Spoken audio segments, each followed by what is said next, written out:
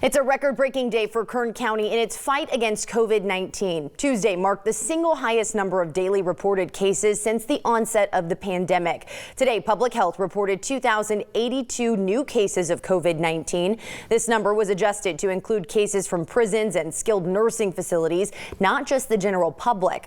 Those two places account for roughly 800 cases. Health officials also reported one new coronavirus-related death today. This brings Kern to 470 deaths since the pandemic started. Amid the record surge of COVID cases in Kern County, the Pfizer vaccine is yet to make its way here. This comes as concerns over ICU capacity continues to grow. 23 ABC's Bayan Wang is joining us live from the Kern County Public Health Department in East Bakersfield. Bayan, what is the holdup on these vaccines? Jessica, that's the same exact question our local hospitals have here in Kern County, as they were expecting the Pfizer vaccine to arrive today. But as the Kern County Public Health Department reported, the state announced today that a vaccine in Kern County won't happen until at least the end of the week.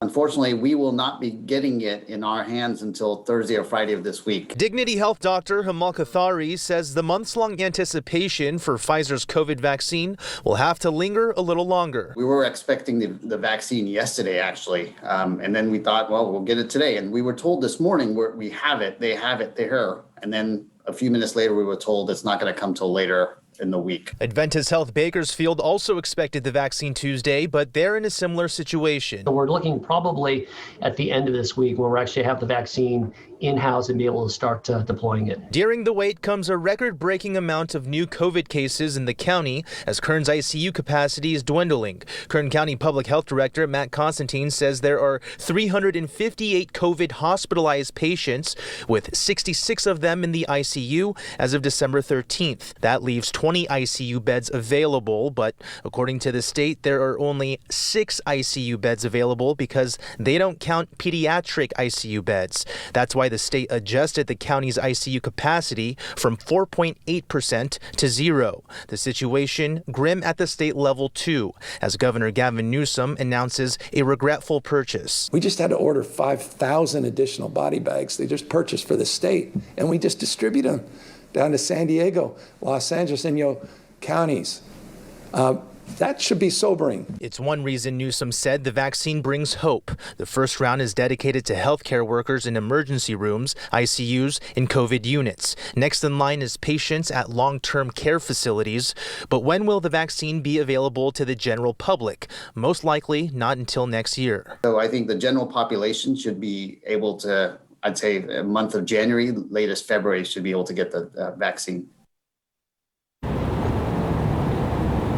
And with the Moderna vaccine expecting FDA approval soon, officials here in town think that essentially that's going to speed up the process for the vaccine to become available to the general public. Now, Governor Gavin Newsom also announced today at his press conference that the state is expecting an additional 393 doses of the Pfizer vaccine by the end of next week, and more than 600,000 doses of the Moderna vaccine by the end of December. Now, Dr. Kathari tells me at some point in this fight against COVID, it's not going to really matter how many vaccines we have. He thinks there's going to be a surplus of vaccines. He says the next issue is going to be having the public actually having confidence in the vaccine and ultimately taking it. For now, we're in East Bakersfield. Bayan Wang, 23 ABC, connecting you. When it comes to the vaccine, Governor Newsom gave a more detailed update on how the state plans to distribute the vaccinations.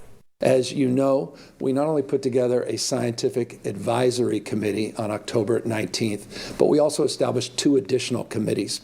We established a drafting guidelines work group, and we established a community advisory work group. The guidelines work group and the community advisory work group are all about equity and distribution.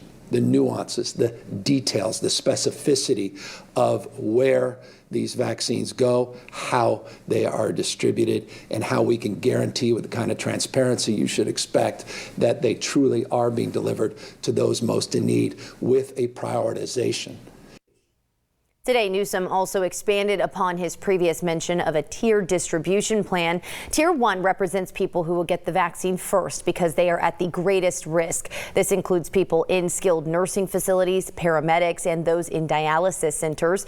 Tiers 2 and 3 include other healthcare workers and people in other high-risk settings. New today, Governor Newsom rolled out new quarantine guidelines for Californians. If someone tested positive for coronavirus, typically they'd be subject to a mandatory 14-day quarantine. Now that requirement is reduced to 10 days for asymptomatic people. As cases rise, healthcare workers are at an increased demand. If nurses or doctors get sick, they are subject to a 7-day quarantine. They must also test negative after 5 days before returning to work.